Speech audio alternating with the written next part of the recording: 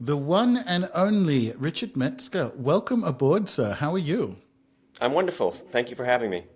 Oh, absolutely, absolutely. And I rather fancy quite a number of listeners will be interested in your response to the traditional first question, Richard. Were you a weird kid?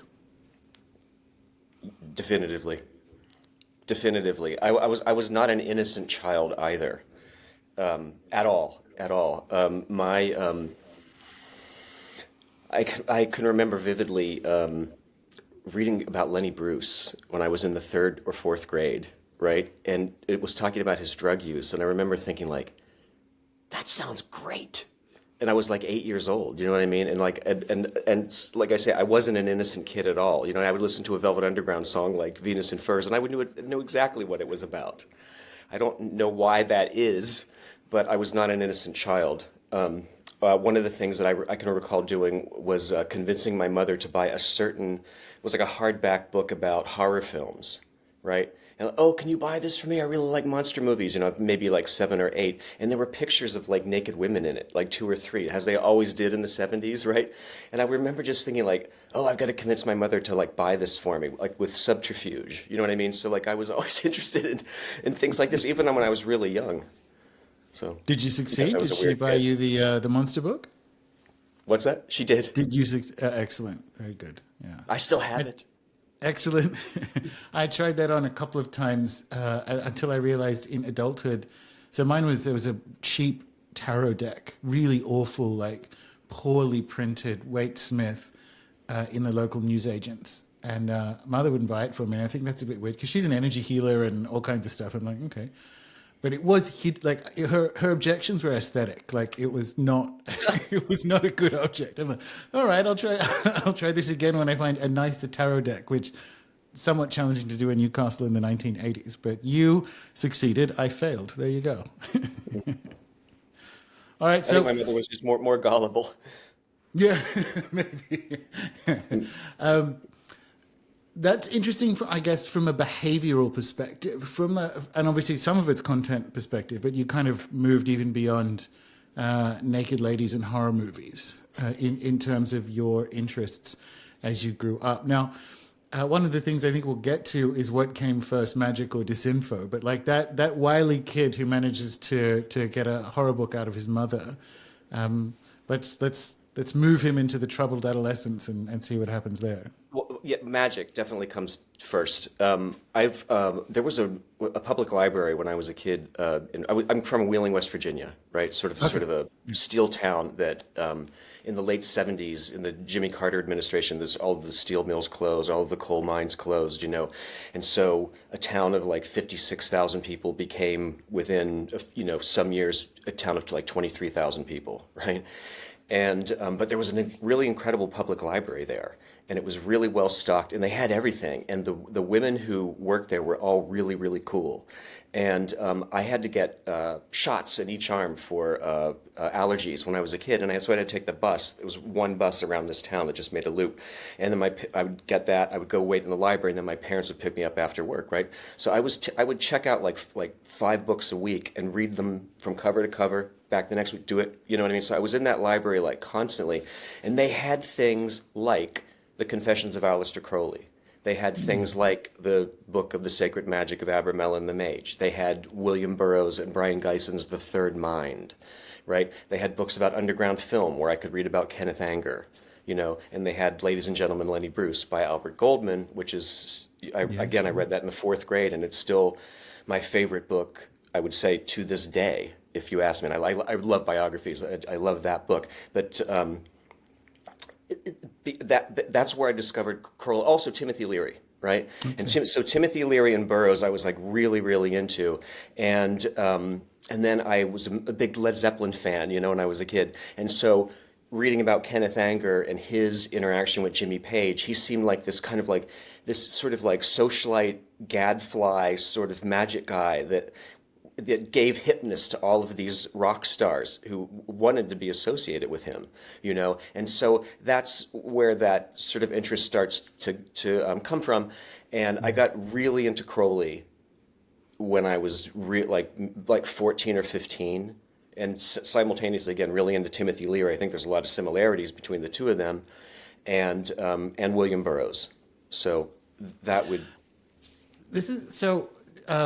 Public libraries in West Virginia in the 70s have Crowley and other things. Do you know who Mog Morgan is? He has Mandrake Press in the UK. He has the same story, but it's in Wales, growing up, I think in the 70s as well, where public libraries, they weren't even in glass cabinets. You could just, like, all of Crowley's books or whatever were there. And I have this, people don't get what I say, and I'm going to say it again until they do. Whenever I bring this up, I go into supposedly independent bookstores now, and it's actually all the one book. From a ideological perspective, and I call it Michelle Obama's vegan cookbook of climate change, because it doesn't matter what the topic is or who the speakers are. Every conversation is the same in in independent bookstores today. Like the literature and the science book, and all of them are all the one ideology. No, that's too strong a word. Just like diffuse worldview, and that never used to be the case with bookstores. And it's just the very idea that you can get Crowley in a public library once you find one in 2024 is a big change. Yeah, it seems absurd. It seems absurd. That was the era back then too. I mean, the Confessions was published by a major publishing house in America. You know what I mean? Like, there was an audience that wanted that, and I mean, it was in the air. You know what I mean? I guess it was. You could just say it was the 70s. And sort of leave it at that. Because I've always wondered, right? Because I guess it would have been in the air in Wales as well. And it's funny that that's a post coal mining moment there as well. So because I have this theory, not a theory. I idly wonder if we just don't make librarians like we used to, right? Because if you think about the people who were mid-career in the 70s. What they studied and how they came up. And I've always wondered, because whoever's in charge of ranging public libraries is a little bit more milquetoast today, I think, than they were then. So, yeah, I don't know. It's one of those fascinating moments. You didn't get the internet as a kid, but you got electrifying public libraries. Yes, exactly. But I mean, the thing to think about too, is you talk about librarians, that all of these librarians, they were checking these books out for me, a child. Really. You know what I mean? Like a young child. Really cool. So I grew up in a post-coal mining town as well, and it was really haunted. And really haunted because coal mining leads to lots of deaths. Newcastle is actually the second oldest European settlement in Australia, and in the late 1800s was considered the worst place in the empire. So that's where I'm from. Right? Like the West Virginia. We're from similar backgrounds. Yeah, Wheeling is like that too. But I'm just wondering, is West Virginia is haunted? Because I have this theory theory is the wrong word, but I wonder if it has something to do with abandoned tunnels underneath the town and all that kind of like Buffy stuff. But Newcastle's really haunted in a way that a lot of places that I've subsequently lived haven't been. No, I don't. I didn't perceive any haunted stuff in Wheeling. So you didn't grow up in a haunted house or any of that kind of thing? No. No. You went and found your weirdness in books. I like it. Very cool. So, teenage Richard got really into Crowley. Do you mean like messing about with magic, or just really vibing on the writing and so on? Like, when did you start? When and how did you? Tell me some stories about getting your fingers burned, as we all did at the beginning of that process. I wouldn't say that I started doing any kind of magic when I was a teenager. It was more just that I was just soaking it all in, right? And I just told this story on Doug Rushkoff's podcast, which I listened to only yesterday, but I'll repeat it here because it's relevant to your question. I remember seeing in an issue of Research magazine, the one with William Burroughs in the front, and picking that up and reading something that Genesis Peorage had said, which was the magician uses the tools of their time, and in indicating, fax machines and video cameras and cable access television and stuff like that, having your own record label, starting a magazine. And that was really a profound thing for me to realize that and to understand that. And so I was a big fan of, there was an all-night, on the weekends, on Friday and Saturday night, there was a show called Night Flight, and it was on from 11 o'clock until 3, and then from 3 till 7, or something like that. Maybe it was from midnight to 3, whatever. But they showed it once, and then they showed it a second time. And it was a programming block, right? It was this extremely well thought out, brilliant programming block of oddball television and underground culture and punk rock. And so anything from new wave theater, which people can get on YouTube and see what that's like, to, like The Terror of Tiny Town, like an all-midget Western, and interviews with Timothy Leary. There was the Some Bizarre record label had a show on that, right? Snub TV, I think, came from Night Flight. But that was something that I and all my friends were like so into, because cable television doesn't come around in a small town until the early 80s, mid 80s. My parents didn't have cable where they were until probably the late 90s. I think they probably had to get satellite or something. But my friends and I would sit around and watch this programming block, just utterly riveted to it. Like, that's where the first place where anybody in America saw The Residents for the first time, right? And that was like really influential on me. And I kept thinking, like, I want to have some kind of like TV network that does this. That was my ambition, I think, from when I was like 15. Right.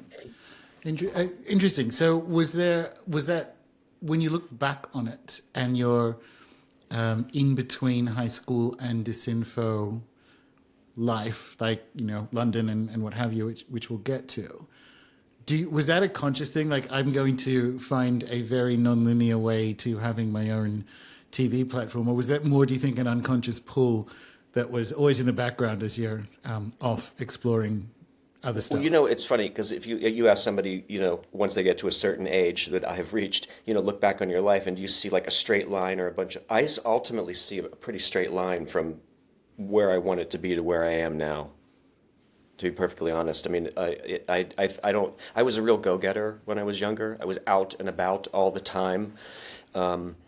Like when I lived in London, when I lived in New York, I was out every single night. There was it was very rare that I stayed home at all to do anything other than sleep. And I worked at a nightclub. I worked at the Limelight nightclub.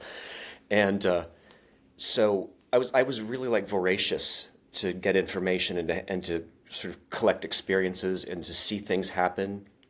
I don't know if that answers your question, but that's... No, it does, because it's interesting, because it's like everyone... it tells you everything you know about, or I need to know about you, and also almost like how you see the world when people get to a certain point in their life and realize it couldn't have been any other way, and that's going to mess with me. Like, well, did I have choice at any point along that process? We're doing a time magic course in the premium membership starting next month. So there's that relationship to your past and your future is kind of front of mind for me at the moment. So that answered it for me. That's for sure. All right. So who or where was the first time? Was it in the disinfo era when you got to encounter, counterculture legends that you first had your kind of experiments with magic, or are there stories in between then where you're like, oh, that stuff I've been reading, this thing just happened that's a bit like that. That's kind of weird. Like, when did the things that was in the books start to appear in your life, if you will, like the synchronicities and the strange link-ups, that kind of thing? Okay. When I was 29, I had returned to New York City after living in LA for 2 or 3 years. I don't remember how long it was. And I had gone out to LA. I'd gotten a development deal with the Showtime network, right?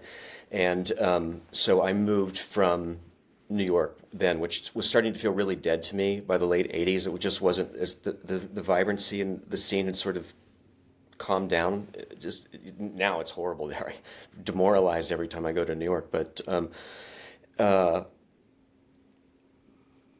sorry, Gordon, I completely lost my train of thought. Like, when did Magic? Because the Showtime stuff, was this the Oliver Stone sync, or is this the one you're going to talk about now? Yeah, no, it happened after that. But yes, yes, you know, gosh, you did your research, didn't you?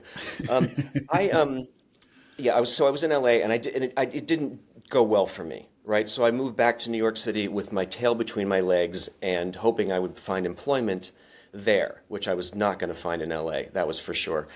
And I could no longer afford a car in LA, right? So I'm back in New York, And things are not great for me there either. I spent about 6 months living at my friend Nate Chimino's apartment, sleeping on his floor, or sleeping in the office of my friend Terry McMillan, who was the manager of the Japanese band Pizzicato 5. So she was in Japan a lot, and I would sleep on the couch in her office, right? And, you know, I mean, I didn't even have access to like a shower. I'd have to go down to Nate's place to take a shower, or, you know, that kind of stuff. So that was what was going on for me then. And I just wanted to do something that would change everything, that would just blast it apart. Just everything that was going on. I was just ready to just explode it, right? And so, as luck would have it, I made an acquaintance who had DMT, and he sold me 2 grams of DMT and about an ounce of mushrooms.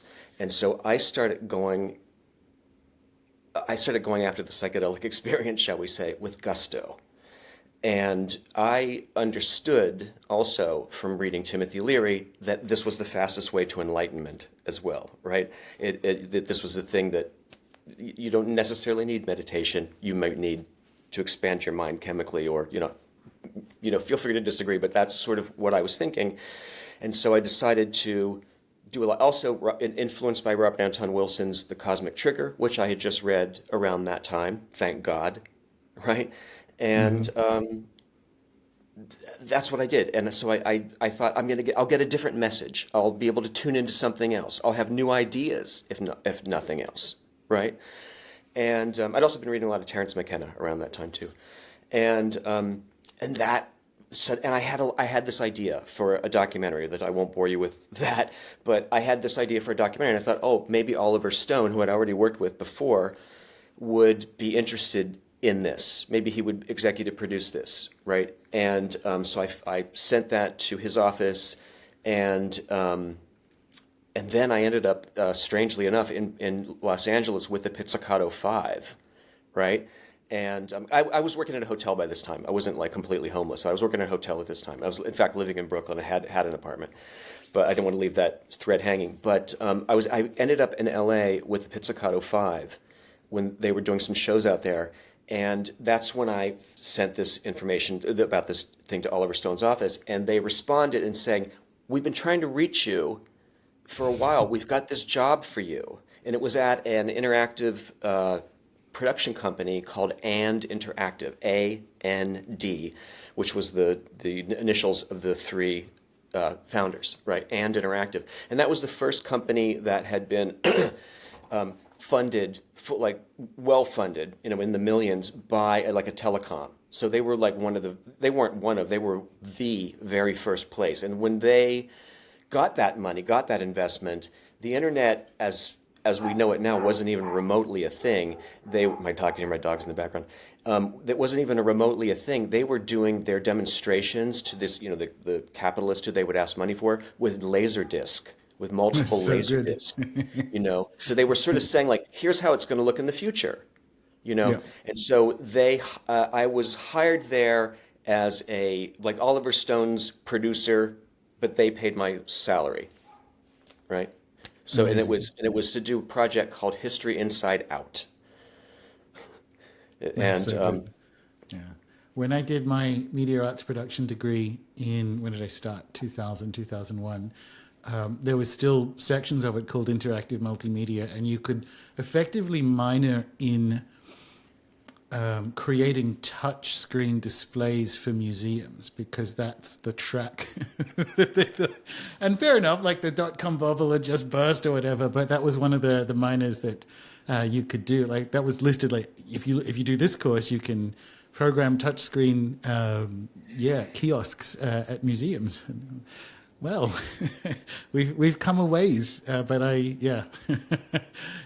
fun times, and I think about this a lot actually. Like, was the digital utopianism, particularly of the 90s, it was misplaced, but was it naive? Was it, because you look back and now that we understand more, I guess, like of the history of the technology, it's like, well, this is all DARPA projects if you go back a decade before and so on. So it's unclear what a military technology could turn into other than this nightmare with cool bits that we sort of have now. And like, yeah, I think about that, the 90s being quite, I'm not sure what the sentiment is. I'm not sure if was it just naivete? Because the information superhighway, it seemed like it was only going to go to only have really good exit ramps. You know what I mean? And it did not. No, it did not turn out to be what we thought it was going to be, I don't think. It's turned out to be something horrible. And for me, the turning point was YouTube comments and things of that nature, because it was like around the time that Sarah Palin first came onto the American scene. And we had moved that weekend that she was nominated, and so we didn't have internet. And so I got back on after a 3-day break and looked at this speech that she had given very near my hometown, right? And the kind of people who I would have grown up with, and they were like really like cheering on this kind of like horrible, racist, you know, just all of these dog whistles that this woman was doing, and then seeing all of the comments, all of these hundreds of comments of people supporting her. And that's when I started to get an inkling, oh my God, I'm living in a country where I'm sharing it with people like this. And they are a very large percentage of, you know what I mean? Like, you didn't think about that. Does that make sense? It was like, it does, so my like a question there, revelation. like, here's the one: do you think the internet changed them, or do you think it just shone a light on Well, something they gave that them a was chance to. That's when they suddenly had access, because those people weren't building their own websites necessarily, because they probably don't have the brain power to do something like that. But they can make a YouTube comment. Even if a dumbass can do that, you know. So that's so why. they probably, so for you it was. So did you know that? Because this I find interesting, because there's like a psychological frame on this about like the history of politeness, but it's like, were you surprised that they existed, or did you know they exist, say, prior to the YouTube comments era? And it's just, oh, so I already knew they existed, but now my principal emotion is dismay because now they can share something that I don't agree with. Because I think about this a lot too. I think about this is the first time humans have had to live without a filter on the id of the people around them, or like the worst parts of the unconscious of the people around them. And I'm not sure if humans are supposed to do that, right? Like, and that's a really good point. I think about that a lot. Like, we don't have, and the whole like don't talk about religion or politics, which at the dinner table, which seems so Edwardian and twee. You look at it now and go, oh, I kind of get it. Maybe you tried this before. Maybe you tried not. Maybe you actually tried asking people what they thought about things that were precious, and it didn't go well. Because I don't know. I find this, what to do about like the digital newsphere, how much is it that it's changed people, and how much is it that it has just shone a light into stuff that we like have no experience of realizing some of the intensities. Because even outside of politics, like the body comments that mostly women, but like anyone will get, all that stuff is like, wow, these things that used to be just thoughts are now exist forever, and it's interesting. It's toxic. It makes you feel bad. You know, but I think, you know, but you asked before, it's like, did you just notice more of them, and is it getting worse? I think that it is growing in number. It creates critical mass, and people are convinced of nonsense, and then they join into that, and it's like a contagion in certain ways, like QAnon or something like that. It's like a virus, a mind virus that takes people over. But so, like, history is replete with them, like dancing diseases and children's crusades and all this stuff. And I just wonder, like, on a longer timeline, this is another example of, like, have we changed, or have we just built better tools to facilitate the less lovely parts of ourselves? Because the response to it, like, to be reactive, is also, because I've been doing a lot of work at the moment with the victim triangle and staying out of it, like the accuser, villain, victim, like how do you operate, and how do you relate outside of that triangle? particularly in moments like that where it's like, all right, my internal emotions go to an 11.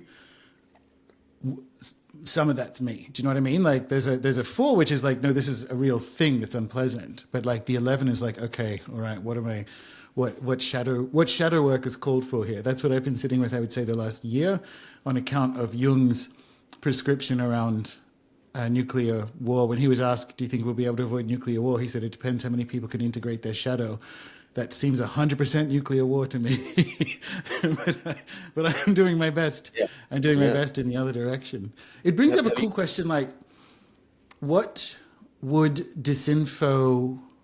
No, I'll start with an even better one. Would you start disinfo today? Because the media landscape between then and now is obviously very different. Like, it's not even like, hey, how would you do it today? Would you start a TikTok? It's like, wait, would you even do it? I have no idea. That's a hard question to answer, right? But I will tell you what I noticed back then when I did start it, that I was talking about then, that was on the money as a prediction. And that is when, at the time that the internet starts, it's all like text, and it's not, it all looks like, just sort of very low tech, and then suddenly we've got like, higher modems that we can use, higher baud modems that we can use. So it starts to improve. Now there are pictures on it. You know what I mean? It's not just ASCII text art and stuff like that, the way that it was in the earliest days. 56K modem, the pornography that would only take me 2.5 minutes to download a single image of. Like, what a game changer. Yeah, exactly. But that when I saw it then, and I thought, when the graphic design becomes better, right, it's going to start to confuse people. They're not going to know the New York Times from some Russian propaganda thing, you know what I mean? Or whatever it's going to be. It could just be some kind of scam, but they're not going to understand that. And then I thought, and on top of that, the thing that will legitimize all of that kind of stuff is when they can sell ads. Because when you see advertising on something, it means that it's legitimate to the mind of the average person who's not going to think that deeply about it. So then you have sites like Breitbart.com that were just spewing outrageously. I don't know what it is now. I haven't looked at it in years, but at the time it was just all like editorials that were like really excoriating of people with progressive ideas. But that was and like Fox News also. It's like, when there's a professionalism to it, you can lie and use propaganda in a way that people have no defense for at all, because the advertising it sort of gets that it passed that psychic censor where they would say, is this questionable or not? No, it's got ads. Of course it's got to be true. Interesting. My background's advertising. That's something that I would have liked to have been able to use to sell ads, because whenever I see ads, I'm like, oh, my ad blocker is switched off for this website. Mm-hmm. Yeah, interesting. I'm really... I have an aeonic view of history where, if you look at various predictive models like astrology and so on, this is the end of a multi-century project. And so I'm very interested in what comes next, rather than expending emotion. Because like the stuff you said about Breitbart is all true, but I just think about the last few years of the New York Times essentially stooping to similar levels of surreality. It's just pamphleteering as well. And the thing is, that's what happens. Like, this is what happens now as polarization and whatever. And it's like, that's why it's, would you do, because disinfo is such a, if you did it now, it would either fail or it would be like the most important media project ever. Because I remember, it must have been something I was listening to getting ready for this. Your definition of disinformation being it's information that has true things and false things in it, right? And that's the internet.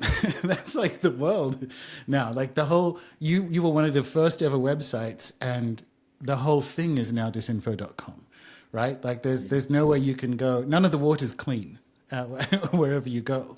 So what and how do we sense make through that is unprecedented. And so it's either electrifying or terrifying, depending on how much sleep you've had the night before, perhaps. I have to say that's true. I heard something really interesting on a podcast. There's a guy named Thad McCracken, and he is an occultist and an electronic music producer and writer. And he was when I left Disinformation in. I really stopped going into the office in about 2005, but by the end of 2006, I was out of it completely. And Alex Burns, the editor, was let go in favor of doing sort of a Reddit type of thing, right? This is wasn't paying attention to it, but this is what that was like 2007. Yeah, give or take. Yeah, that's like peak BuzzFeed. Everyone does like that. The ads were one weird trick, and every article on the internet was a listicle. So we all remember those times. Right. So things were submitted, and then they were upvoted, but they were there was an admin, and he was one of the admins, right? And I'm going to tell this story without libeling anyone, but what happened, what he realized, what he saw, right, is when he started to think about the question of how did conspiracy culture that had been largely defined in the 90s as, it's not just conspiracy, but it's also the Leary, the Crowley, the occult stuff, the William Burroughs, the industrial culture, all of those things combined, you would look at that as a more intellectual, progressive, shall we say, or even liberal viewpoints.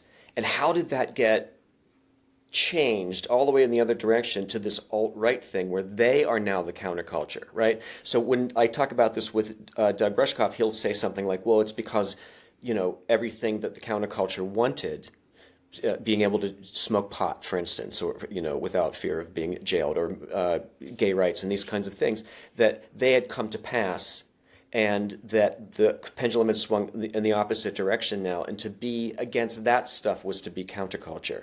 So, I think I'm pretty Hegelian about that kind of stuff as well. I think there's a pendulum swing there, but also you end up with because it's super interesting that you said both progressive and liberal when it came to the 90s, right? Because if all those names that you just mentioned are on, let's say, the liberal side of liberal progressive and not the progressive side. And that liberal part, I think, has faded away, or was and I would consider myself definitely more in that part of it, became the compost for alt-right, because if you look at what the left used to be from an anti-war perspective, it was anti-CIA, it was anti-intelligence industry, and now it has posters of them. Like now it's like the center left is a fan club for the intelligence community and is pro-war. And it's like, that wasn't that wasn't us. That's not what that wasn't what happened. And this is the trouble where it's like, okay, some of the loudest anti-war voices now are on the right, and the trouble is, it's like we're anti-war, and then the next thing they say is, first thing is great. The next thing you say after that is like, ooh, I thought we had an accord, and then you open your mouth again, and it was something that I can't, and I don't. This is, I think, where we end up in war as well. It's like you can't form a coherent anti-war field, because it's spread out across irreconcilable differences, I would say, on the left and the right. And it's the center has become, like, progressivism has lost. No, let me say this differently. What I would add to Doug's move through history is progressivism is literally the Enlightenment belief that the world will continue to get better, will continue to progress through ever improving managerialism. That's literally progressivism. That's wrong. I never would have anticipated a return of fascism in my lifetime. Yeah. I thought we were past that forever. Yeah. How wrong could I have been, So I have good and bad news there, at least from the spirit perspective. I spoke to some spirits about that a few years ago during the peak of the last insanity. And they said, this has to reach its fullest conclusion, or you idiots will try it again, more or less. So I was the same. I was like, what? How didn't we? What? But they're like, no. That wasn't the crescendo. The crescendo is now. That's the good news and the bad news. But it's very interesting. So I think people have bounced off the fullest implications of progressivism as being, if it's run loose, it becomes this totalitarian app-based managerialism, social credit scores, and the rest of it. And that's, again, if you go back to old school progressives, it's like, I literally just wanted fresh water to those suburbs. Like, and now all of a sudden we're here. So this is that for me, as a cycle history perspective, this is where we are. Like, this is, it's like fourth turning shit, right? Like, Yeah. we're like, we have reached, Doug's right that we've kind of got everything, everyone has got everything they wanted. The alt-right have got a ludicrous clown god king.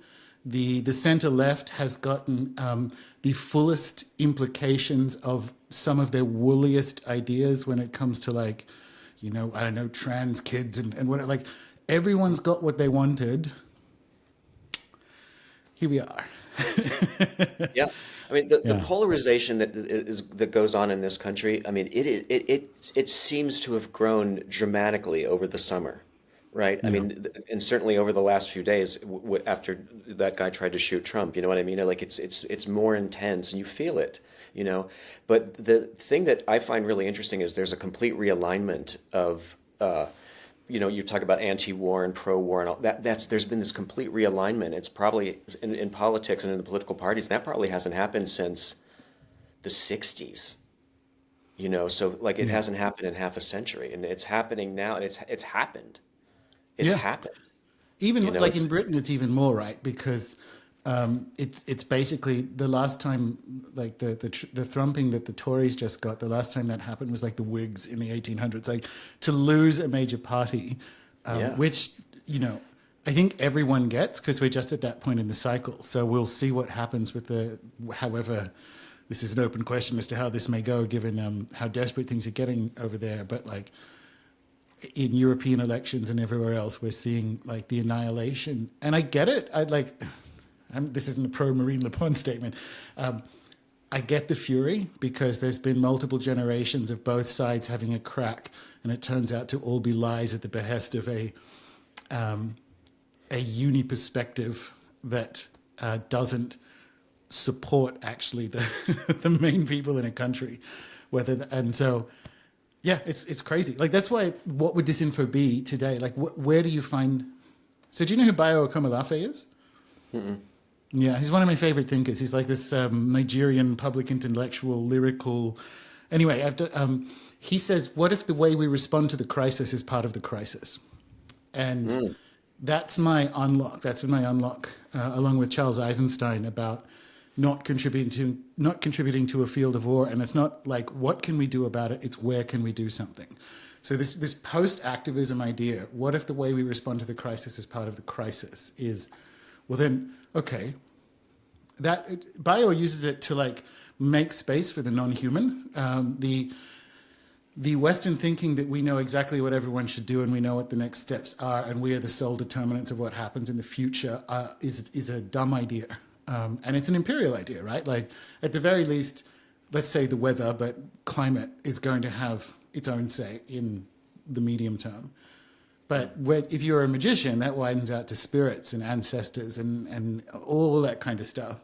And these questions are to make spaces, to make sanctuary for something new to develop. I don't know. I think Disinfo today would live in one of those cracks if you were going to start your career again. Well, I mean, in a strange sense, I am starting my career again right now. True. And so my reaction to what's going on now, no, it wouldn't be disinformation. I mean, bear in mind also, like, disinformation was something that it was a project that was built when I was in my very early 30s about stuff that I had been interested in when I was in my 20s. And so the time that I'm in my late 30s, I really was not that interested in all of that kind of stuff anymore. You know what I mean? Like, I did a television show on Channel 4 in England where part of it was I would go investigate behind the scenes of a conspiracy theory, right?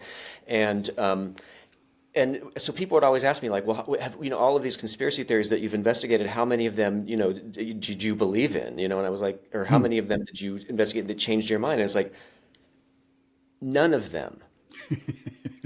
None of them. You know what I mean? There's either real historical conspiracies that have happened, criminal conspiracies like, you know, Iran-Contra or something like this, or Watergate, that you can prove, you know, that they happened. And then there are fanciful things that somebody made up and other people believe them. And you know what I mean? How those sort of conspiracy theories sort of go, like those Montauk Project books.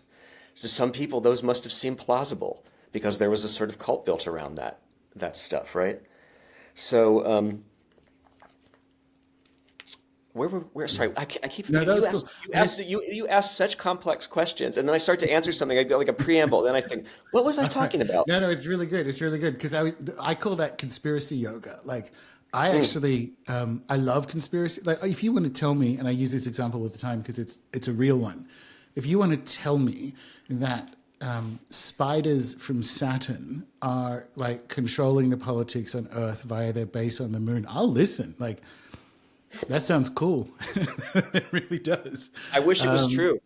Yeah. Like, but that's the funny thing about conspiracy is it's like, well, the spiders aren't doing a great job. If that's the case, that's the classic one. But I'm super interested. No, everyone I think goes through the conspiracy phase, and what it is for me, why I call it yoga, is that it is hopefully the inoculation against the majority of Bingo. like official reality bullshit. Like, so that you can. It's your inoculation against it, but it's crossing the abyss. Yeah. Or a abyss. Yeah, an abyss. Yes, I still fall for shit. Right. But But like, no, it's actually true because you start to realize that everything you know is wrong. yes. You know, I mean, like, and when I was in my 20s and I was first finding out about this stuff through, you know, underground magazines like Steam Shovel Press or, you know, Robert Anton Wilson, or, you know, that kind of stuff, it did seem like it was quite plausible. And then you get to the point after a while looking at it, you say, well, and you leave it behind, you know, but you have to go through that to get to the other place. And it's funny too, because I interviewed Wilson about that and I asked him about it, and he said he never wanted to disavow his earlier works, but this was something that he was thinking 25 years ago, and maybe he's changed a bit since then. But he wanted his readers to have that experience, so he didn't want to stay, I no longer stand by this. I don't think that the Timothy Leary starseed transmissions were anything real anymore. You know, like that kind of thing. But if you read it with mature eyes, like now, if you go back and read Bob Wilson, you know that that's exactly what's happened. He is going through that transformation that we just spoke about. And That's those were the stories. What he did in all of his books, yeah.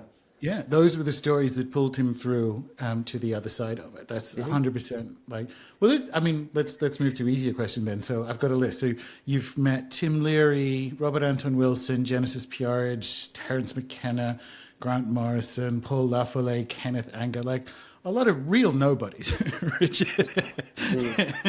Yeah. If we want to bring this back to magic, are there stories? Because I know Jen, for instance, they were a big influence, and their work, I would say, I opened up the Temple of Psychic Youth, the big black book the other day, whatever it's called, and I'm like, man, this is still hot. Like these things are still good. But so we're here to talk about magic and the new project. So on that list, give us like maybe a first, or maybe like a most significant. Oh, I learned this from Kenneth, or I learned this from Jen about magic, and that was like a. Well, I mean, with Kenneth, and this is something that I learned from his work, not from knowing him necessarily. Ken was, in real life, mad, bad, and dangerous to know, shall we say. And I oddly enough, I know of people that he's tried to kill. So he was lucky that he was never successful in committing murder, because the whole trajectory of his life would have changed. But I mean, I know of 3 people who he has tried to kill. I'm not kidding about this either. And but what I learned from Kenneth, again, apart from his personality, was that you could make magic through art, and that that anything, if you could do that, then anything that you could do would also be magic. Yeah. If you had the right intention, if you thought of it that way. Yeah, absolutely.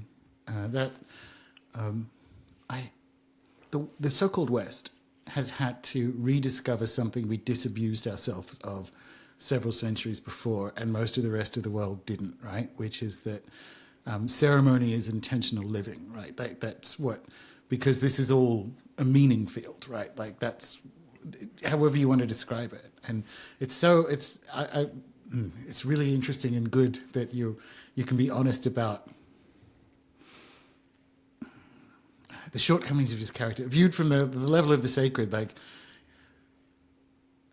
it's like we need beings like that to break the ice. I don't know, right? Like, if he'd been otherwise, well, there's certain personalities that that are necessary. I would put Genesis in that category. They could not have been anything other than who they are, or who they became. You know what I mean? Like when they were a child, they were the same way. You read about Kenneth in his biography, or Jen's. Indeed, there's no, that the child is the father to the man, as they say. You know what I mean? So it's, it's their nervous system, And by the way, I have a theory about something. You know how it doesn't seem that there's those kinds of people are being, like, there's no new generation of those people. If you know what I mean? Yeah. But I think it's hard to be a Kenneth Anger now. Yeah. Well, it is, but I think one of the reasons is psych drugs. Yeah, definitely. Psych drugs, because the people who are bipolar, they have access to medication now, whereas before it would have been something like heroin or cocaine, or you know what I mean, like this kind of thing. So they were self-medicating with drugs and becoming more extreme personalities, right? So I was just thinking about that, like, who is the next Lux Interior? True. There's also not the material to work with, thinking about Jen and Geisen and so on. Like, you're right, you'd get on psych drugs and establish a 1.5 million TikTok following. And that's not... And God bless the people who find something for them in TikTok, but you're not gonna get a Geisen out of TikTok. They may have a TikTok, but you're not going to get one. Well, it's that sense, the intermediary situation also. That reminds me of something that Genesis told me about Brian Geisen that I think that you and your audience would find interesting. Is Jen told me that Brian Geisen said, in order to learn magic from somebody, you have to touch hands, right? And what he meant by that is you have to know that person. You know what I mean? And you have to know what they have in their refrigerator to fully understand them. You know what I mean? To not necessarily put that someone who's your mentor on a pedestal, but you have to see their foibles and their strengths, but you have to know them. You have to touch hands. And that was something that Jen always tried to impress upon me. Is this project part of that? Because you actually can... We're going to talk about the project in a moment, but I've been sitting with it since we've been arranging this call, and what I want from it. And I want it to be a bell that rings, find the others. I want people, because the algorithms and news feeds erase cultural elders. It's very interesting occasionally looking at people who are, as we were, I guess, dipping toes in magic as young and innocent, not so innocent, early adults. And they have no idea about people that, and I'm not saying they're wrong and I'm right. I'm saying we don't yet do a good job of maintaining cultural legacy, of making that information and awareness available to them. They don't know who Geisen is. They might know Jen. Because you end up in a subculture of knowing obscure musicians, if not liking their music, right?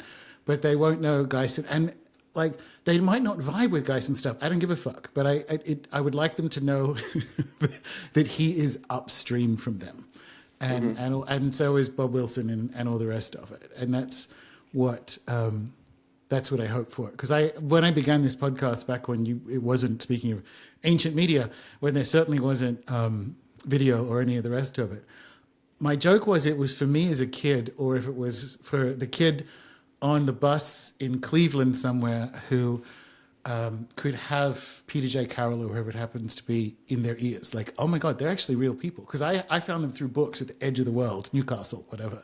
And that worked. I ended up leaving, right? But it worked. But to be able to touch hands, to get as close to hand touching as possible using the weapon of the enemy, the One Ring, keeping it with hands, I think it's pretty cool, right? So that's something I've been sitting with about the project. But in that sense, like, give us the long gestation of, like, maybe a couple of years ago going like, I should do this like documentary series about magic. Like, give me the creative origin story.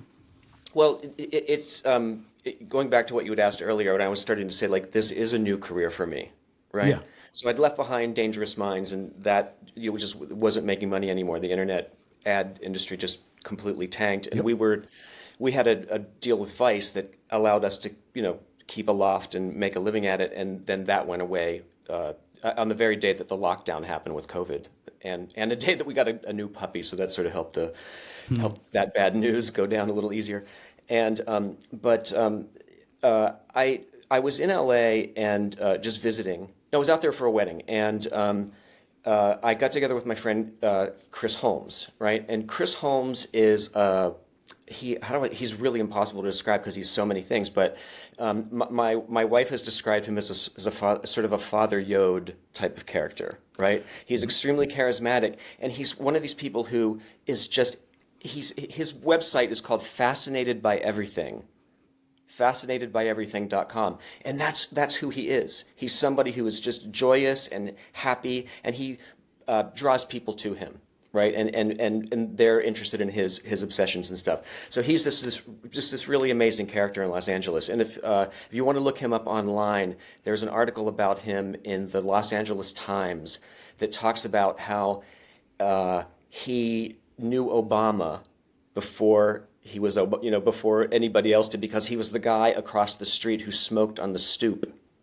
Oh, amazing. Right? Yeah. And he's also Paul McCartney's DJ. And he knows everybody in between. So this is a guy who could walk into a party in any city in the world practically and know 20 people, right? So I'm out there, and Chris says, hey, I want to have breakfast with you. So we meet, and he said, I want to do a show, like a TV show on magic, right? And I wanted to talk to you about, do you want to do this together? And I was like, oh, that seems really interesting. And then came back home, and then a few weeks after that, he set up a call with someone who, a friend of his, but who was an executive at AMC, right? And so we're on this call, and I didn't know exactly what the purpose of the call was, but I thought it was, oh, we're just going to talk to this guy and see what he'll give us some advice. Right, but I didn't know that, right? And so I didn't know what the purpose of the call was really. And so we're on the call, and I start to realize this guy is expecting us to pitch him right now, right? And in that moment, there was just this like boom where I saw it completely. Like everything that is in the project now, I just saw it completely right in front of me, and all I had to do was get it on paper. But we sort of pitched it to him then. I was like, oh, that's a great idea. And then I spent the next 2 weeks in a complete frenzy, just writing all day and all night until I finished what became quite a long treatment. It was probably about 40 pages of quite detailed, of what I'd like to do with this. And when Chris saw it, he didn't like it, right? It wasn't what his thing was. And so he does a lot of amazing stuff with like projections and inside of domes with like video spaces. Again, his website is called Fascinated by Everything. Everybody should check it out and see what he does because it's really cool.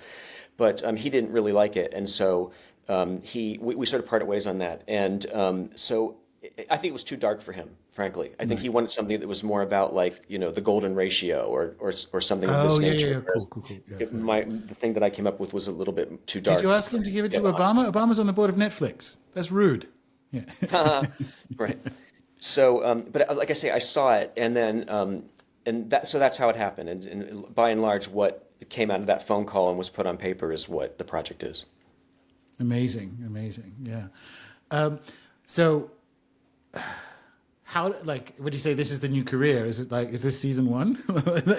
in the let's step into manifesting. Like, what do we want to have happen with the show, with the project?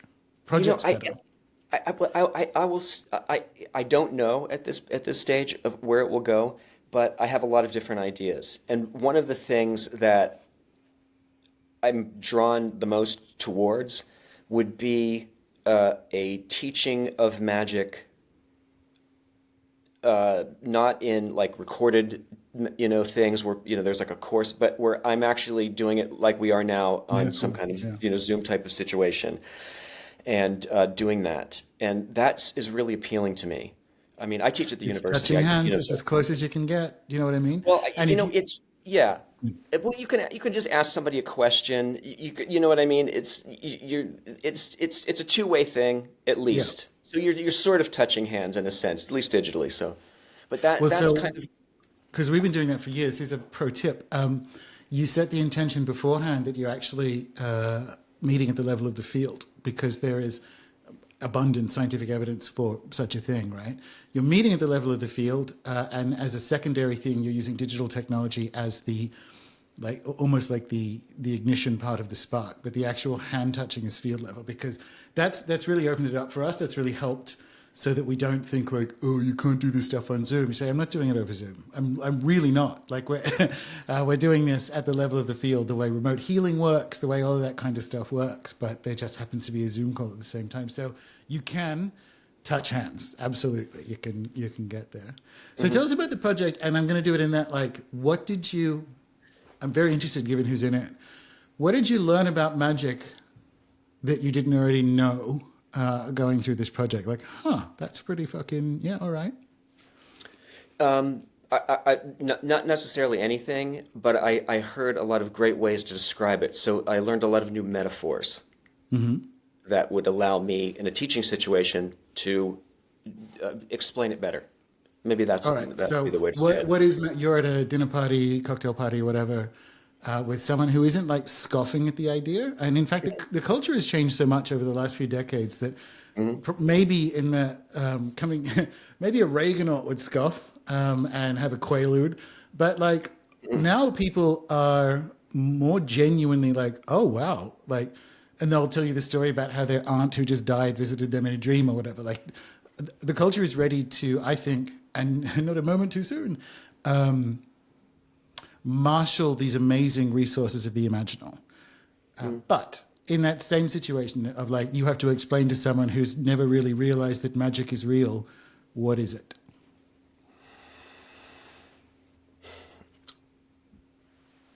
It's something that was set on camera by Dr. Christina Oakley Harrington, who's the founder of Treadwell's books in London. And she said that it's making the less likely more likely. And Gary Lachman said that it was induced synchronicities. Right? Both very good answers. Yeah, and very good answers. Very open answers, right? Like, I've gone full savage after decades. I have this theory about, do you know much about permaculture? I'll start there. No, please tell me. All right, so what we call weeds are actually called recovery species, right? So if humans have destroyed the land and it's desertified and what have you, the first things that grow there are called weeds, and these are plants that have like deep tapped roots, and they bring minerals up from lower in the earth to remineralize the soil and stabilize it, and they eventually die once they've changed the conditions and the next species comes. And these, you go through succession, so they're succession or recovery species until you end up with, depending on where you're on the planet, like full mature forest. And that's the recovery system of the planet or the cosmos. Elon Musk said, and I like the metaphor, but I like a natural one better, that humanity may be a bootloader for AI. I think a lot of the stuff in the 20th century is a bootloader or a recovery species for what magic can be in this century, right? But people are at different stages of that. So the two examples you gave there from Christina and Gary, both top people, are fantastic descriptions of it. For you got to meet people where they are. If you're at a cocktail party and you say magic is induced synchronicities, it's like, oh my God, yeah. Like, because everyone's had syncs, and they're like, so wait, I can I can make them more likely. He said, you can. There is a multi-thousand-year science project of doing just that. I love it. That's really cool. Yeah. So, I don't know. Next question, I guess. Yeah. Oh no, I'll finish the recovery species metaphor is my my definitions of magic are now full-blown animist. Like it's coming into relation and so on, because I've been through this process. And when I think about Well, you live close to the land. I do, but It seems it seems almost an inevitable conclusion that one would make, that you're living exactly. in a Exactly. it is alive where you are. It's not. Yeah. It's So alive. but I would not have, because I reached that understanding like that understanding brought me here rather than, and so on. But Oh, I see. I would not have got anywhere near that understanding had I not gone through my Robert Anton Wilson chaos magic, blah blah blah journey, that de-patterning that we spoke about, that grew me into what it is that I am. And I think that's over multiple generations what magic can do. And the 20th century, this is why I think the project, for me anyway, is important, is that these guys who did it first, Geisen, etc., Crowley, they are the first weeds. And that I think they've changed the soil, but you meet people where they are, and we need to know that. Like a part of the full recovery of magic as a quote unquote Western tradition involves an understanding and celebration of our ancestors, like any other magical tradition would. And projects like this, I think, really help. They make more space for people to engage with electrifying ideas that still have their charge, that can still like no one can read Cosmic Trigger 1 and come out unchanged. No one. It is that will work forever. That's a book that people have to read, you know. A profound influence on my life, and definitely before and after.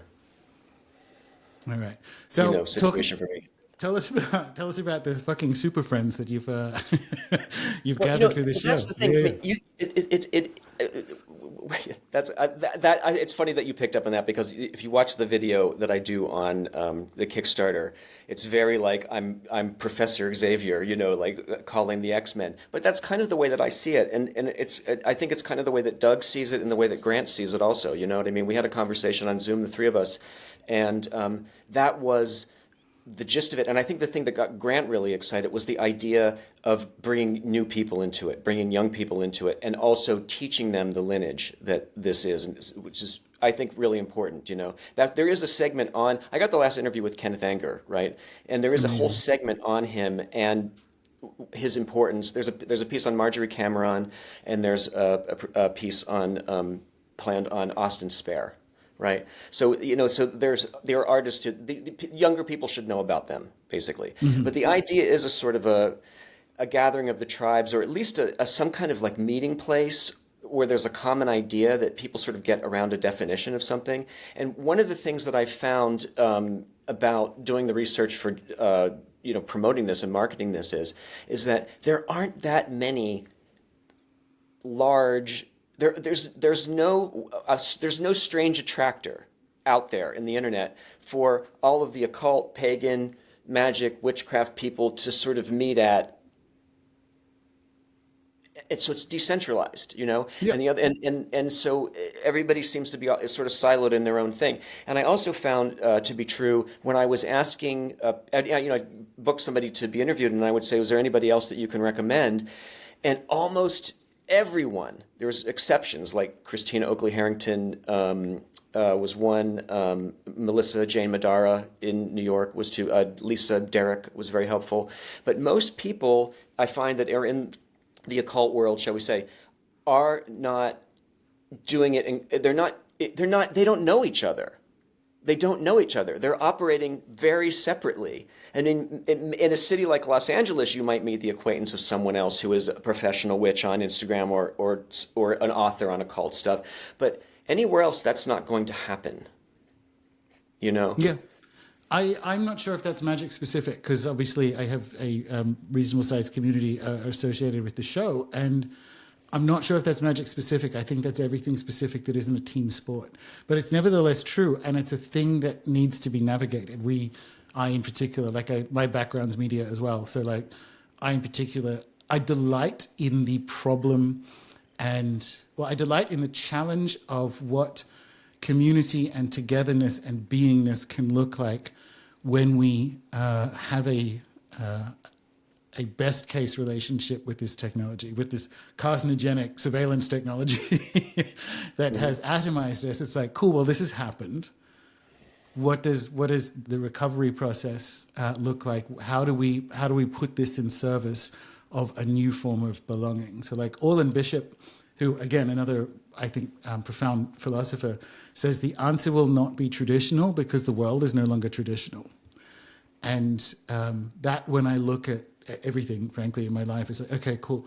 It is the definition of neo-reaction to be like, oh, well, I'll just go back to like some old-timey thing. It's like, that won't work. I don't know what works. I think the ideology that knows what works is the ideology that needs to go away. I think it's emergent space making, play making to see what happens. Well, I mean, everything is shifting so quickly, right? But one thing that I find interesting, and it was Peter Zehan, the geopolitical advisor. It was one of his videos, and he was talking about how when and I'll extrapolate a little bit further, but when we were younger, there were 4 television networks, and there were there were just, I mean, if you go back and you look at a news broadcast from 1972, right? I was watching a CBS Walter Cronkite news broadcast from 72.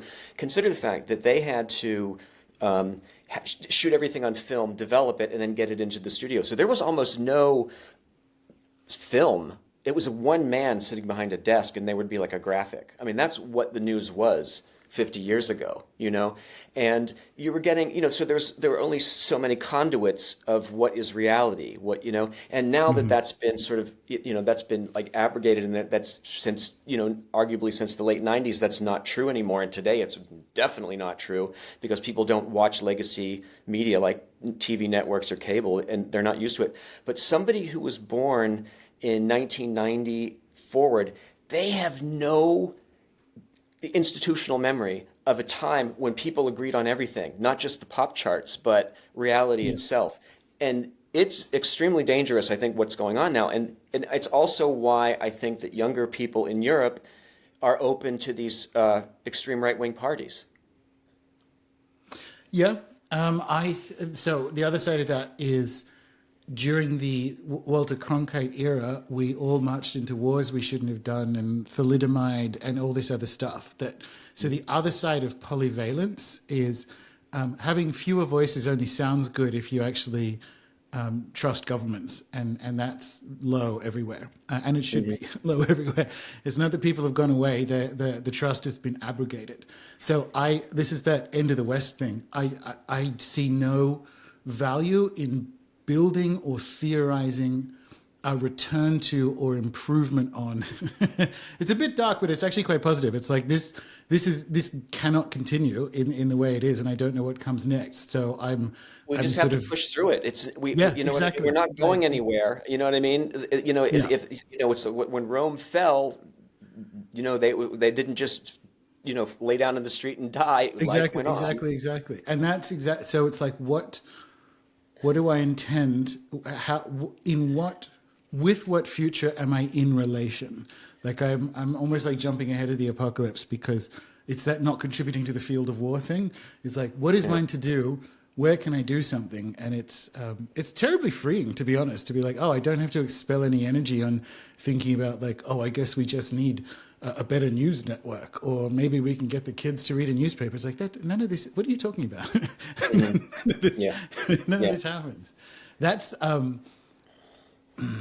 there's a 90s chaos magic optimism in that, actually, in a funny way. It's like, well, let's just let it all reach its inevitable consequences, and let's have us reach our inevitable consequences. Well, it's also accelerationism.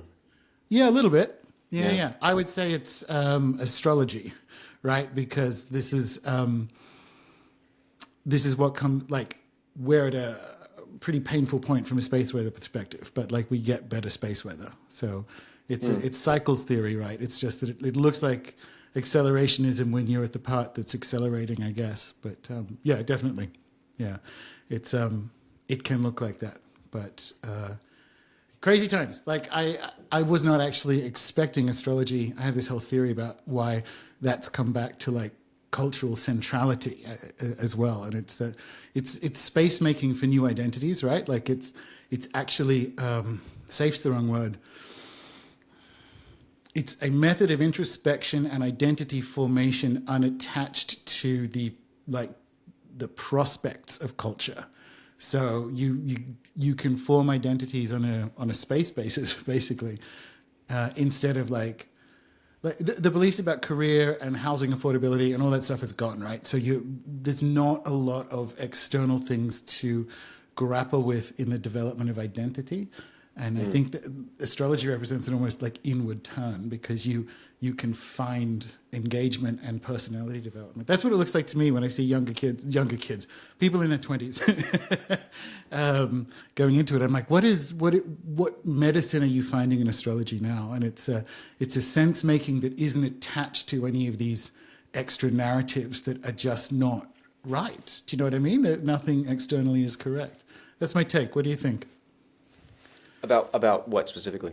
Astrology, like it's one of the things that I'm delighted in a way, but I'm surprised that it was that came back, and like quite detailed astrology, not just like, oh, I'm a Libra, right. Quite detailed astrology. It's not an area of my expertise. It's not something I really know about, to be honest. No, so fair enough. I don't want to have an opinion about it. Good way of thinking. So. Coming back to the show, coming back to the project, talk to us about who else. Like we've mentioned Grant, we've mentioned Christina, Gary. Who else is on the Super Friends? Bri Luna, for sure.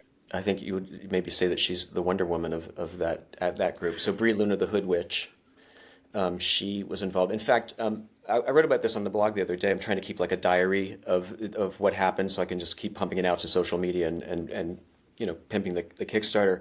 But it was, when you're trying to book people for this, you want to have somebody good already that you can say, oh, this person is doing it, and then you get that person, and then you have critical mass really quickly. The first person that was signed up for it was Kenneth Anger, and then so once I knew that, then I went to the Queen of the Witches and asked her, because I knew that she was a fan, and then I got her. And so I had those two, magical allies on my side, and so everybody else was, not everybody, but most people were quite happy to do it and be associated with those two. So, so that's kind of how that worked.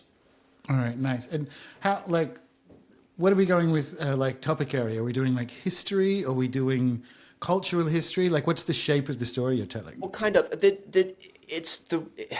The first episode is basically the overture to the whole thing, and you could watch the rest of it in any order. But the first one it's what is magic, and I ask a lot of different people, like, what is your definition of magic, and then they say it, and then the next question that it sort of morphs into is, and how do you practice your magic, right? And this is where the synchronicities are discussed. Right, which was super important for me to get into it, and get that topic into it. And Christina and Gary, and also Sarah Lyons, who is a witch based in New York. She's also a filmmaker, and she's written a book called Revolutionary Witchcraft, which is about political activism and socialism and being involved as a witch. And so that the synchronicity, that stuff, and then the next, if it's a 3-act structure, the next act is. So who is Aleister Crowley, and why does he cast such a long shadow, over magic, 75 years still after his death? And it talks about him, and it talks about the Holy Guardian Angel concept a little bit, which is another thing that was super important for me to inject into that conversation. And then it discusses in the third act his great innovation, sex magic, and then ask, where does this come from?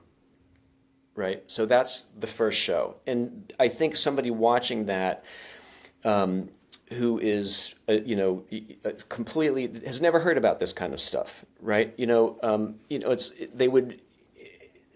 they would look at these people and what they're saying and think, this sounds reasonable. You know what I mean? The reaction wouldn't be like, oh, come on, or this person sounds like a new age nutcase or something like that. Not at all. I mean, if you're listening to somebody like Mitch Horowitz talk about how a synchronicity can be so mathematically improbable that you just cannot explain it away. You know what I mean? That these things happen, and you're going to see that as reasonable. You know what I mean? A lot of these people have scientific backgrounds. You know what I mean? They're academics. They have PhDs. I mean, these are heavyweight, people. And so I think that's really something like that's special about it, is I think that people would look at this and not be turned off by it, but rather be really turned on by it, very intrigued by it, right? And then in a different part of this project, I go into detail about the Russian troll farms and how the Russians have figured out how to use technology for the purposes of black magic. Because the definition of black magic is to cause harm to your enemies from a distance, right? Arguably, that's black magic, right? And that's what they can do. And by getting into these conversations on social media and sort of warping them in weird ways and creating things where people are just online having like angry, conversations with somebody who they don't even know what that person's name is, and their identity is like a duck or something like this, and they're getting furious, and and then that raises their temperature and also their mental illness, right? I mean, I was kicked off of Twitter 2 years ago for telling a skinhead to fuck off. He reported me, and I was completely banned from it. And I thought looking back, that was like the luckiest thing that ever happened to me. You know what I mean? I had like free mental space that was not being devoted to that nonsense, and I could sort of step back from it and see what it was doing to me negatively, But these Russian troll farms, they're trying to do that. They're trying to create these antagonisms between people on the internet in these comments and on social media in a way that makes an individual feel bad or more angsty or more angry. And then that person goes out and is driving on the freeway and gets into a road rage situation because of how angry, Popeye 452 made them feel earlier that day. And you know what I mean? And so it raises the temperature and it makes things more fraught. The energy is more toxic, more horrible. But the Russians are geniuses. I mean, they're playing a long game. I started to tell you this thing about disinformation earlier, is that the guy on that podcast, Ad McCracken, was talking about how he had seen the counterculture change into this alt-right thing, that now the alt-right thing, and he said that what he saw from just looking at the logs, from the server logs, was that there was one person who was contributing, and I might not want to say this person's name, but it was one person who was contributing a lot, like 50 links a day, who had a television show on Russia Today. Okay? So, draw that conclusion. But that 90% of what this individual would post in disinformation was, Noam Chomsky and, that sort of, classically liberal left wing, what you would expect. And then 10% of it was kind of like pro-Putin, pro-Russia type of stuff in that mix, And he started to say, like, that's one of the ways that it happened. It is one of the ways that it happened. I mean, if you look at conspiracy culture, disinformation was easily the biggest conspiracy theory website that there was. So the Russians, think of the delicious irony of using something that's called disinformation to spread it deliberately. I mean, they're geniuses. Like I say, they play a long game. Yeah, I suppose that's more another subtle. segment in the show. Yeah, that's more subtle than Radio Free Europe, and like I think about it, like it's digital. It's kind of the same thing. Well, it is the same. Like it's a rat's nest. Like when I was working for German startups, like this is before the Five Eyes revelations, and it was like we had people like German intelligence agents come in saying, "Can we please backdoor into this website?" This is a different time though, because the Germans just said, "No, you can't." But it's like, well, the Americans want us to backdoor into your. It was a list. It was like a Yelp, but in Germany. They want us to backdoor into your small business information, and we just said no, and they walked out. And it's like, well, that was weird. But this is the thing. Like the internet is it is a military technology and it is a theater of conflict. But that's maybe the naivete we all had in the 90s about where it would turn out. And it's in what way are we in relation to it moving forward? Like, I would think Russian troll farms, when you think about the amount of fentanyl that China is moving into the United States through the southern border, I'm like, that seems like more of a concern to me if you're worried about if you're worried about like international skullduggery. But it's the point, like, this is where we are. Like, how do we sense make into the future that we want using Well, the tools of the terrain? well, it's how the wars get fought. You know what I mean? I mean, Yeah. so there's another segment in the show, and it's about William Burroughs and Brian Geisen, right? So, and it's about how in the early 60s in the Beat Hotel in Paris, they were doing these sort of experiments to derange the senses and all this kind of stuff. And then that leads to Burroughs and these techniques that he was developing with Magick of using two tape recorders and taking a tape recording device surreptitiously into this cafe and recording the sounds of what was going on, and then going back home, cutting the tape up, going back into the place and leaving the tape thing under his coat and playing those noises, and the people there being very confused by what they were. So he was bringing in this confusion into the situation and making them uneasy, and it was an effort, to make this cafe, the famous example with Burroughs, make this cafe close down, which it did, and whether that was because of what he did or not, but it did close down. So you could say that was a magical success. But these ideas that he had and that he would write about in the underground newspaper and underground media of the time. So that would have been things like some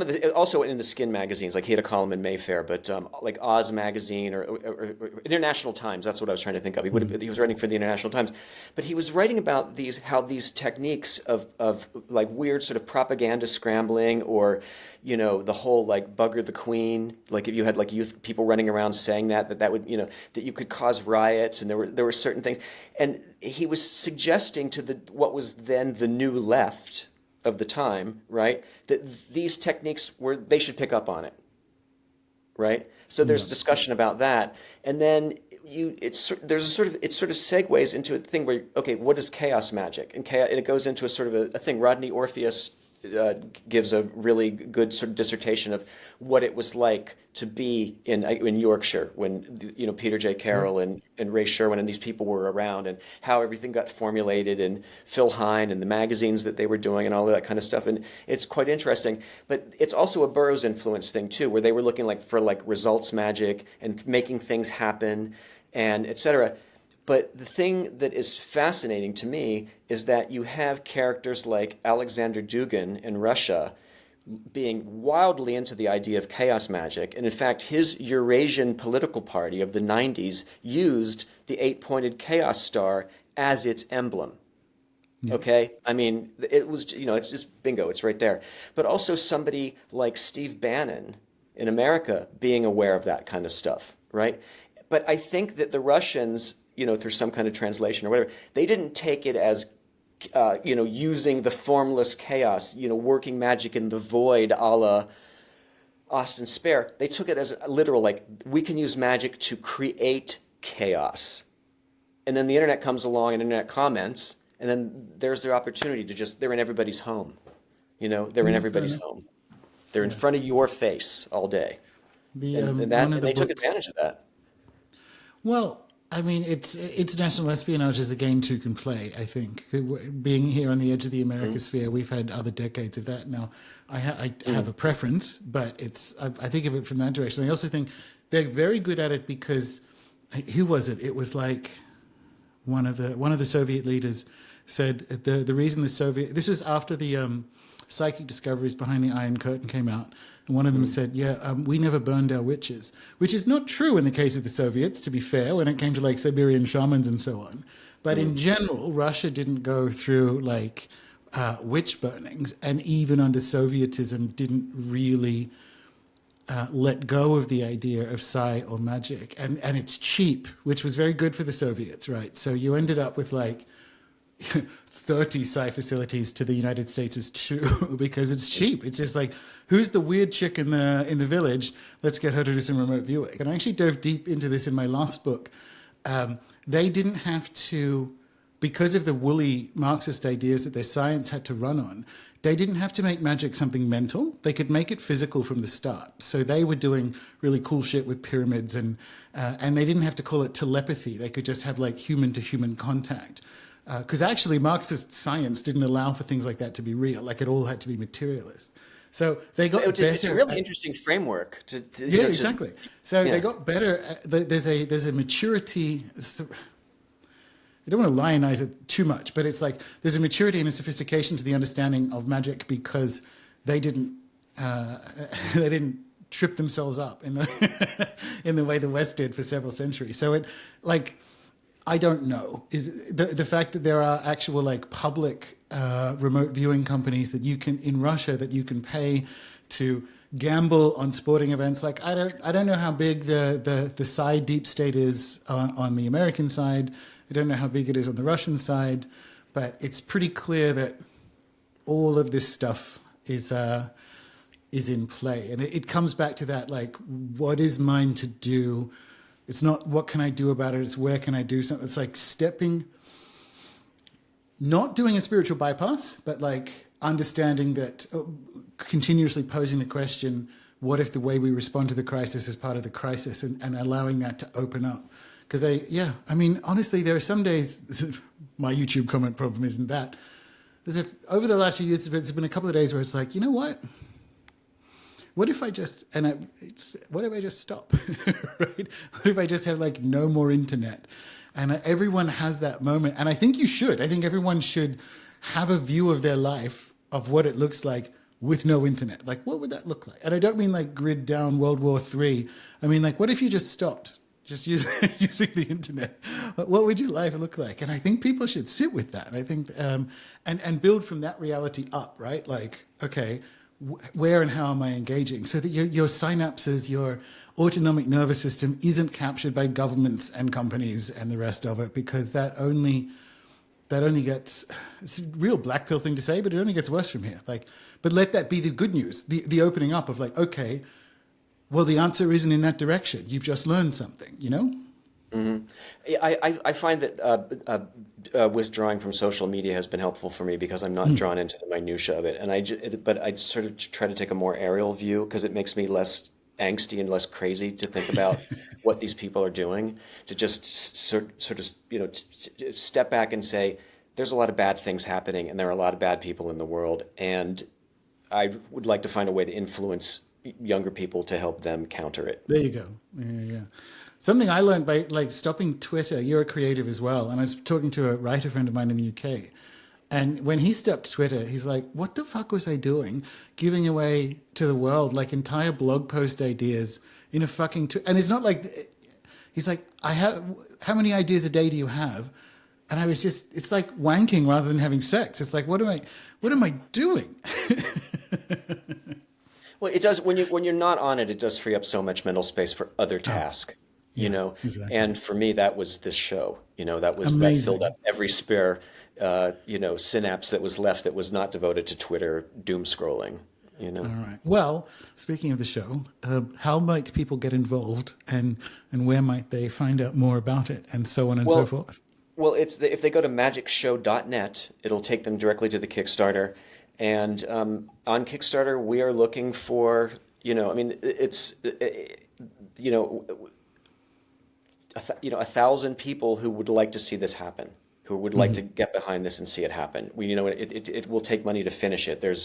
We got so far. We interviewed, I think, a total of 52, maybe 53 people for this. There's a lot of interview footage that is unbelievable. And so it just needs finishing funds at this point, and also to pay back the original backer, some of that. So they can support it in that way. And I hope they do. No, we will. Yeah. So far, it's been good. So far, it's been quite good. And there are some reach goals for people who. Yes. Yeah. There. Well. When you tell me something. Yeah, well, I mean, the thing is, I would like this to be something that is, if it's not definitive, I would like to be at least to be a volume of information, right? Yeah. I'd like it to there to be a good value for it, and if we would make the higher goal that we have, then I can shoot a lot more stuff that I want to shoot. Like when I'm interviewing somebody like Maja Daou, right? Maja Daou, the Witch of the Dawn, and lives in Los Angeles. When I'm interviewing her for like a TV thing, the expectation is a short, snappy answer, and she's a professional and she's going to give me that. But I would like to go back and interview her one-on-one. We're in the same room, sitting across from each other, and ask her, because I know that she is somebody who would talk very, very openly about the things that she does and what works for her, etc. Right? And I don't have that yet. I would like to add that to the package very much. I'd like to do an interview with Grant where we go into the same thing, where it's discussed, not on a superficial level like you might.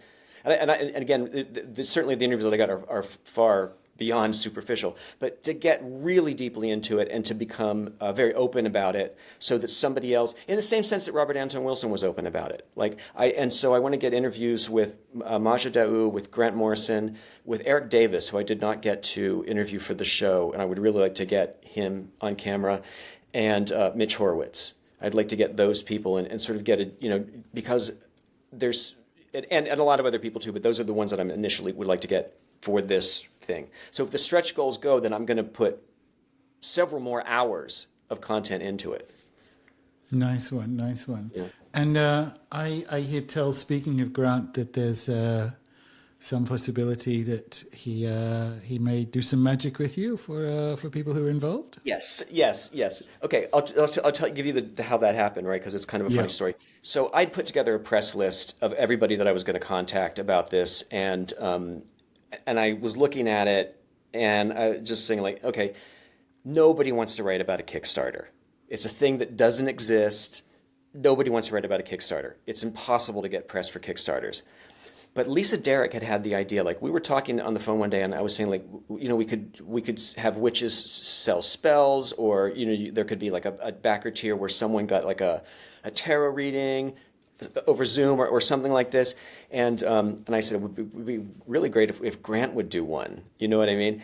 And Grant would do a spell, and then and she said, Lisa's an art dealer, and she said you should get him to do a sigil on canvas, so it's like a painting that someone would get, and then you could ask more for it in that way, because it's a piece of art, right? Yeah. And it's an investment in that sense also, because an Animal Man, comic book cover that was would sell for $80,000. You know what I mean? So that sort of, but also you get access to somebody who is inaccessible. Yeah. I mean, the person who gets that. The spells, those three backers will have interaction with Grant. He wants to know what they want before he goes about doing it. So they have access to him. So the art then becomes not, it's not a piece of art also, but it keeps it, but it's the excuse to tell the story when someone's over. Totally. They point to it fantastic. And then tell them that story, Yeah. But so that was what we'd come up with. And then, so I'm looking at this press list, and I'm thinking, no one's going to write about a Kickstarter.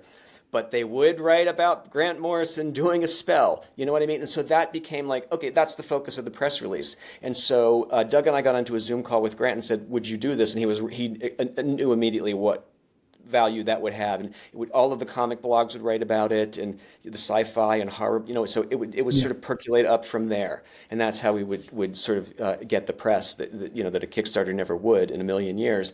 And the Sunday Times of London called Grant yesterday and interviewed him, like 24 hours ago. So that's going to run this weekend. So that's, an amazing. So how is that an auction? Is that price on application? Like, how do you find out what's like? Can people get involved the prices are listed there. That one is a $10,000 tier. There you go, 10,000. And we've already there's people listening to it. So I had actually a friend of mine who was raising money for a Brazilian reforestation project on the show, and he was selling original Pablo Amaringo art as part of the thing, and they go for $200,000. He said, "Yeah, if you want an original, it's $200,000." So like, Aim high, manifest. You had Mitch on the show. Manifest that. New thought. People out there listening. 10 Yeah. grand. You and Grant will do a spell, maybe for 20 grand. It could be an investment. Yeah. I mean, Do a sigil for 20 grand. Pay 10. I'm in. Yeah. I mean, you know, when you're trying to finance a filmic project or a video project, you need some deep pockets to step in. Yes. Or otherwise it's not going to happen. And that was also the same thing. Was like, okay, how do we price this? Because it's video, and you know, people perceive that as what do I pay for a box set of Blu-rays or whatever, and it's hard to value it that in that way, because I know what I need to finish it and I know what I need to pay people back. But it's more like, okay, this is an investment to make sure that this thing happens. It has to happen. It will exist in the world. That's what I'm asking people to do, is to help me finish this so it exists in the world, and other people can see it and it can have an influence. And so I figured that there are, 1,000 people or 2,000 people who could get that message and say, all right, I'm behind this, I get this, and want to do that. I think it's something that could really start a conversation about magic. If you bought it and you showed it to somebody else, they would start to think about it, because I just think. Yeah, well, that's why I asked, where I've been sitting with why I want it in the world, because I feel like some of that's going to vibe with the listeners. And it is, if people who are listening to Rune Soup think like, well, how did you find magic? Like, was it a Bob Wilson book? Bear in mind that the kids these days, well, they don't do Kickstarter either. So there's the project will be what it's going to be. But like, where the fuck is a kid going to get a fucking Cosmic Trigger 1? Like, it's 2024. So if you want to think, okay, I want the medium term to be more magical, I've got $12 or what have you. That's how I frame it. Like, I view it as like an offering to magic, in the sense of like this. So how much is it? This is how I'm going to say it. Now I'm putting the hard sell on the listeners. How much would you pay to open the door to someone's spiritual journey over a lifetime? A total stranger.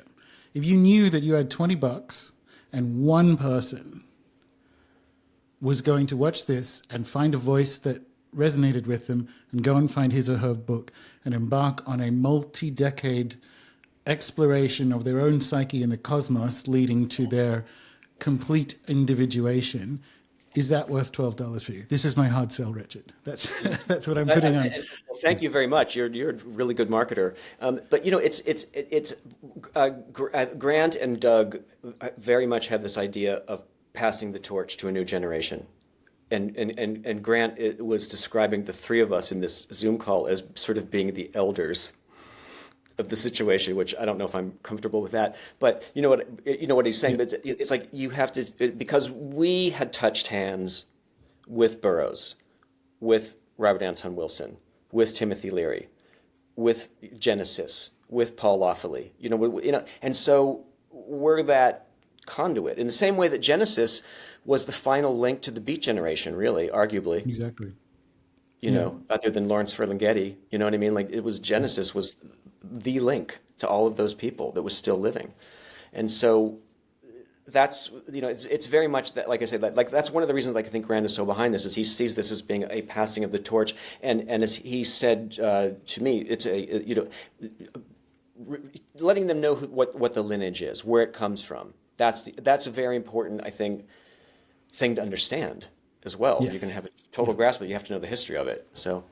Absolutely. All right. So you love a .net URL, Richard. So it's magickshow.net. Magic with a K. Net.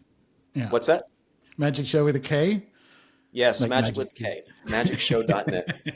Yes. Nice one. All right. And obviously this is all linked up in the show notes. So if you're listening to this, pull over to the side of the road and visit the Kickstarter, or if you're on YouTube, of course. Anyway, all the links are below. Anything else? Anywhere else people can find you? Or do you want to channel that energy into the show? This is the only thing I have any energy for these days. Doing a Kickstarter, excellent. I can assure you, is one of the most stressful things I've ever done in my life, because there's a never-ending to-do list. Every day is you're going into a different section of your contacts or the internet or whatever to try to, work that to see, and that's the thing is like, I mean, there will be people who have not heard about it at all, and they're going to hear about it from this show. I did Doug Rushkoff's show that came out yesterday, and I was starting to see comments on Instagram, people saying, I just heard about this thing, and oh, you're in it, you know what I mean? And so, oh, I'm interested in this now. But it takes a lot to sort of break through in that way. But it's so stressful because all day long I'm looking at Google Analytics and watching that dial go back and forth, and the number of people who are on the site at one time. And if it's good, I'm happy. My endorphins are, and if it's bad, I'm sad. Because that means that no one is pledging. You know what I mean? So it's really stressful in that way, and my biorhythms are very synced to whether people are supporting the project or not. All right. Well, then I'm going to do another hard sell. Everyone, let Richard get some sleep. Head to the website. How much is that worth for you? Richard getting a good night's sleep. Well, sir, it was lovely to chat. I'm very excited for the project. Thank you in advance for the project, and yeah, well done, and good luck with it, and be in touch. Thank you. I've never been asked questions like this on a podcast ever before, so thank you. It was really fun.